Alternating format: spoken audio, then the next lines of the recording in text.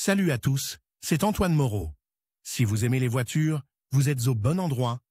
Continuez à regarder cette vidéo, on passe tout de suite au sujet du jour. En raison de l'usure naturelle des glandes et de l'arbre principal, la crémaillère de direction fuit au bout de 120 à 150 000 km. Malheureusement, de nombreux automobilistes sont confrontés à ce problème bien plus tôt. D'où la question naturelle de savoir s'il est possible d'éliminer le dysfonctionnement apparu ou s'il est préférable de changer l'unité immédiatement. Comme ce dysfonctionnement n'est pas rare, les conducteurs doivent savoir comment procéder après l'avoir détecté. Signes et conséquences du dysfonctionnement. Les crémaillères de direction fonctionnant avec une unité de direction assistée hydraulique, POU, présentent souvent des fuites. Le boîtier de l'unité comprend deux chambres remplies d'huile avec des pistons qui aident à déplacer l'arbre sous la pression générée par la pompe. Pour éviter toute fuite de liquide hydraulique, les chambres sont fermées sur les côtés par des presse-étoupes, à l'intérieur desquelles l'arbre se déplace. À l'extérieur, les extrémités du boîtier sont recouvertes de couvercles en caoutchouc, cache-poussière, en forme d'harmonique, à travers lesquels passent les pattes de la tige de direction. Quand faut-il prêter attention à la crémaillère de direction et vérifier l'absence de fuite? Des taches d'huile apparaissent sur l'asphalte où la voiture est garée. Le niveau de liquide dans le vase d'expansion du système de direction assistée diminue progressivement. La pompe de direction assistée émet un grondement ou d'autres bruits parasites, en fonction de la marque de la voiture. Le volant semble lourd, comme si le servomoteur n'aidait plus le conducteur à tourner les roues. Le boîtier de la crémaillère étant construit d'une seule pièce, les fuites ne se trouvent que sous ses extrémités, couvertes par des caches-poussières. Pour les voir, il suffit de regarder sous la voiture ou sous le capot. Les conséquences d'une fuite d'huile hydraulique au premier stade ne sont pas fatales. Une fois les fuites détectées, vous pouvez continuer à rouler, mais seulement jusqu'à un garage ou un atelier. La poursuite de l'utilisation du véhicule sans réparation est autorisée à deux conditions: le volant ne s'alourdit pas et la pompe de suralimentation fonctionne correctement, sans bruit inutile. Il est nécessaire de faire constamment la pointe de liquide dans le réservoir de la direction assistée. Important. Une telle conduite peut avoir des conséquences néfastes. Une fois garée, une plus grande quantité d'huile s'échappera de la crémaillère, ce qui entraînera une défaillance de la pompe hydraulique. Après le démarrage du moteur, les deux unités coûteront 2 fois plus cher à réparer. Cause des fuites.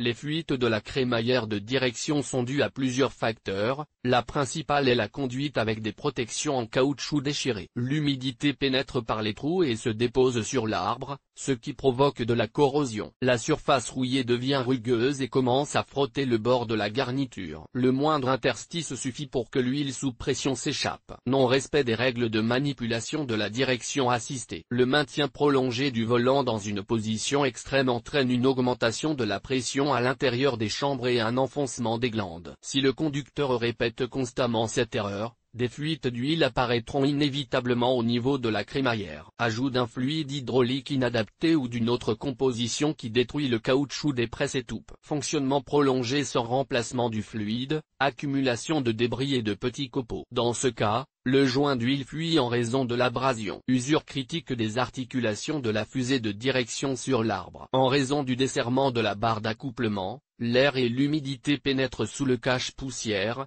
ce qui provoque de la corrosion. Le processus se poursuit selon le scénario décrit dans le premier paragraphe. La réparation de la crémaillère de direction est possible et son coût dépend du degré d'usure. Dans certaines situations particulièrement négligées, l'unité ne peut pas être restaurée. Option pour résoudre le problème. Avant de tirer des conclusions, il est nécessaire d'accéder à l'intérieur de l'unité et d'étudier le degré d'usure des pièces. Que faire lorsque des fuites d'huile sont détectées au niveau de la crémaillère? Placer la voiture sur le fossé d'inspection, serrer le frein à main et démonter les roues avant en plaçant des patins fiables. À l'aide d'un extracteur, faites sortir les goupilles sphériques des tiges de direction des pattes des fusées de direction. Dévissez au préalable les écrous fixant les articulations. Enlevez tous les éléments qui gênent le démontage de la crémaillère. Sur la plupart des voitures particulières, il est nécessaire de retirer la batterie, le filtre à air et le réservoir d'absorption. Tournez l'agneau jusqu'au bout pour le bloquer à l'aide d'un antivol mécanique. Démontez le montage de l'arbre de direction sur la crémaillère. Videz le système de direction et déconnectez les tuyaux de fluide de l'unité. Dévissez la crémaillère de direction et retirez-la du véhicule. La crémaillère de direction est fixée à la carrosserie sur certains modèles et au sous-châssis sur d'autres. Remarque.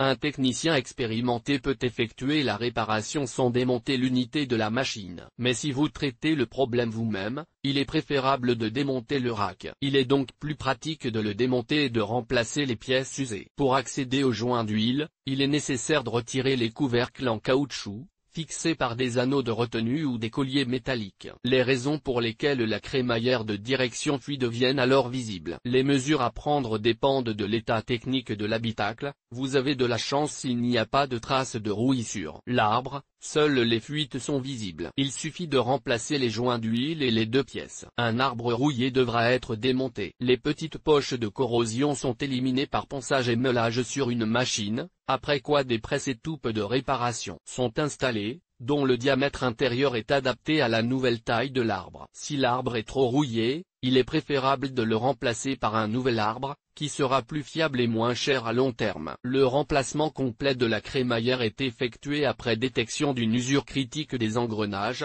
qui se manifeste par un cliquetis pendant la conduite. Le diagnostic exact est établi après le démontage de l'unité. Pour retirer l'arbre, il faut dévisser les couvercles de protection, s'il y en a, et la rondelle de réglage du pignon, en ayant préalablement repéré sa position. Ensuite, les deux arbres sont retirés, l'arbre d'entraînement de la direction et l'arbre de la crémaillère. Enfin, les bagues en polymère et les joints d'étanchéité à l'huile, maintenus par des anneaux de retenue, sont soigneusement dégagés. Une fois l'opération terminée, le boîtier est soigneusement lavé. Conseil.